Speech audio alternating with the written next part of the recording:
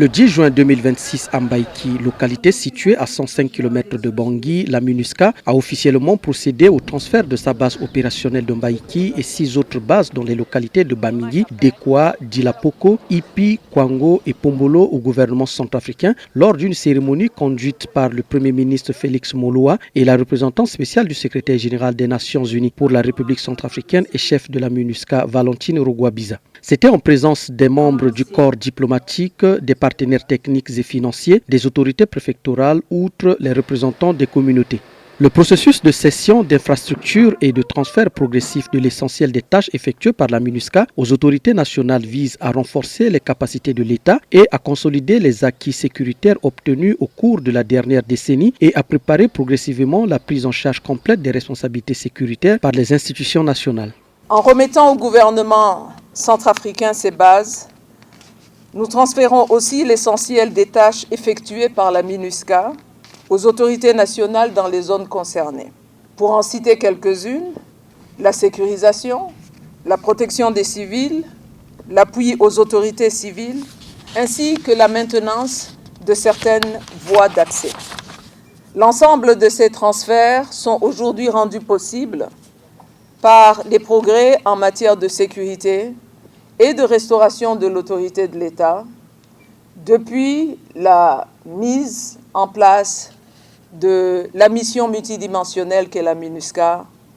en 2014. Ces transferts permettent en retour à la MINUSCA de réarticuler et ajuster son dispositif et de concentrer ses efforts et ses ressources dans les zones et domaines d'action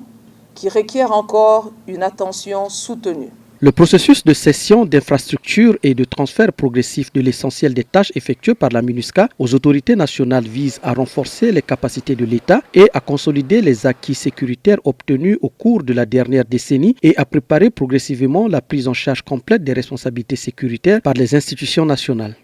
Je puis confirmer que les avancées significatives enregistrées ont été obtenues grâce aux efforts conjugués de la MINUSCA,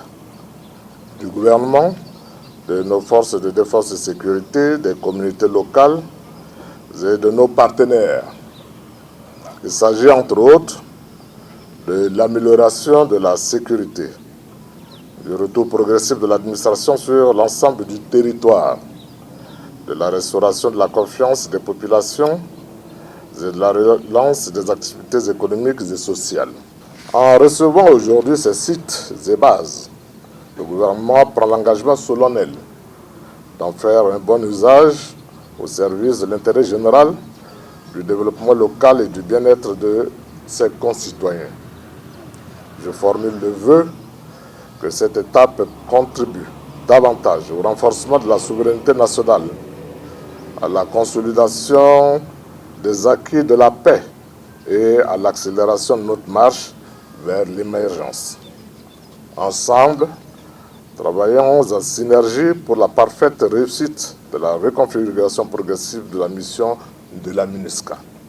Comme l'a également souligné la représentante spéciale du secrétaire général des Nations Unies pour la République centrafricaine lors de la cérémonie, le transfert de ces bases au gouvernement s'inscrit dans l'effort de la reconfiguration engagée par la MINUSCA pour ajuster sa présence physique à l'évolution de la situation sécuritaire sur l'ensemble du territoire centrafricain. La chef de la MINUSCA a aussi précisé que passer le flambeau ne signifie pas un départ de la mission. Reconfiguration ne signifie pas absence. La MINUSCA conservera donc une posture mobile et agile, déterminée à continuer à mettre en œuvre son mandat, à renforcer les capacités de l'État, à l'accompagner jusqu'au terme du mandat qui lui a été confié par le Conseil de sécurité de l'ONU, qui est celui de la paix et la stabilité durable en République centrafricaine et l'étroite collaboration avec les forces et autorités centrafricaines sur le terrain.